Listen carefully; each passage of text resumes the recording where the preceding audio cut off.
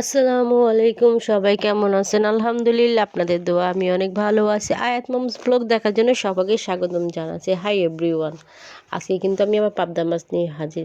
আজকে আমি রান্না করবো পাবদা মাছ। পাবদা মাছ কীভাবে রান্না করবো সেটাই আপনাদের মাঝে আজকে আমি শেয়ার করব। তো পাবদা মাছ আমি ভালো করে পরিষ্কার করে ধুয়ে নিব। আমি কিন্তু পাবদা মাছগুলো কেটে পরিষ্কার করে ফ্রিজে রেখেছিলাম, তবে রান্নার আগে আমি আরেকবার সবসময় ধুয়ে নেই। তো পাবদা মাছ আমি রান্না করব বেগুন আলু দিয়ে। তবে বেগুন আমার কাটা হয়ে গেছে, পাতলা পাতলা করে কেটেছি, ছোট ছোট করে পিস করেছি। আর দিয়ে দিলাম 2-3টা আলু। আসলে আমি আর সোনা খাবো, আয়দা বাবা খায় না, এই জন্য অল্প করে পাকাবো, মা মেয়ে যেন হয়ে যায়। এই জন্যই সব কিছু কম কম। আর যারা আমার পুরানো ভিডিও দেখেন সবাই তো জানেন যে আয়দা বাবা মাছ খেতে চায় না।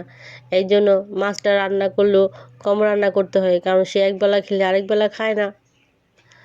আমার কিন্তু পেঁয়াজ ছেড়ে দিয়েছি, আর আমি মাছটা কিন্তু আমি ভেজে নিয়েছি, সেটা আমি দেখাইনি, কারণ মাছ ভাজা শেষ। আর মাছ ভাজা ছাড়া তো তো খেতে পারবেন না, আর আমার ভালো লাগে না, এখন মাছ ভাজা খেতে খেতে অভ্যাস হয়ে গেছে। তো আমি মাছ ভেজে কিন্তু পেঁয়াজটা ছেড়ে দিয়েছি, এবং পেঁয়াজ ভাজা হয়ে গেছে। আমি সামান্য পরিমাণ পানি দিয়ে দিব, না হলে তো মশলাটা পুড়ে যাবে। এখন আমি দিয়ে দিলাম হলুদ গুঁড়া, মরিচের গুঁড়া, লবণ অবশ্যই স্বাদ মতো। আমি ভালো করে এখন কষিয়ে নিব মশলাটা। একটু নেড়ে দিলাম।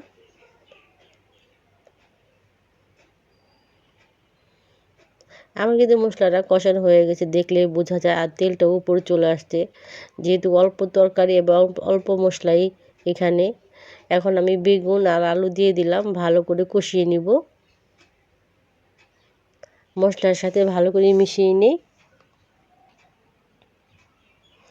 আর আমরা তো এমনিতে ঝাল একটু কম খাই, যে কারণে আমাদের মশলাটা কম দিতে হয়। আর আয়াসোনার মাথা রেখে এই জন্য আমি মশলাটা আমি একটু কম দিই।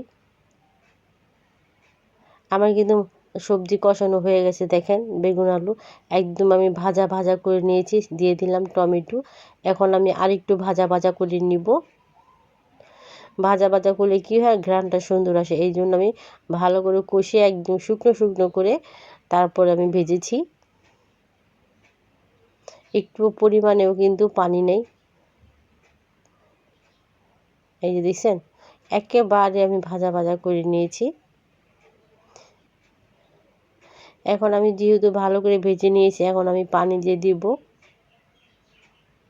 আমি কিন্তু পানি দিয়ে দিলাম, তবে পানিটাও কিন্তু আমি গরম দিয়েছিলাম, এই জন্য কিন্তু তরকারির যে একটা বাষ্প সেইটা উঠতেছে।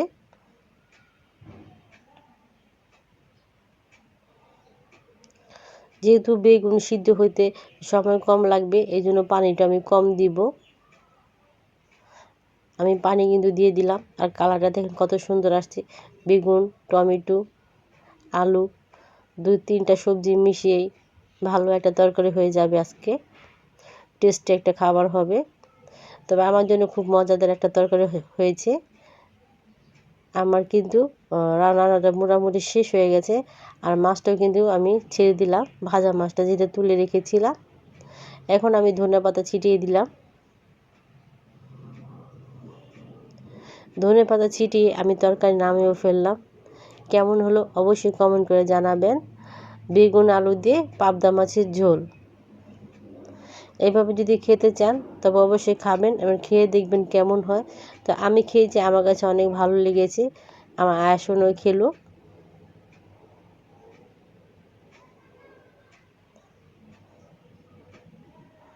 সবাইকে অনেক অনেক ধন্যবাদ। আসসালামু আলাইকুম। সবাই আমার পাশে থাকবেন, আমার জন্য দোয়া করবেন, আমাকে সাবস্ক্রাইব করে দিবেন।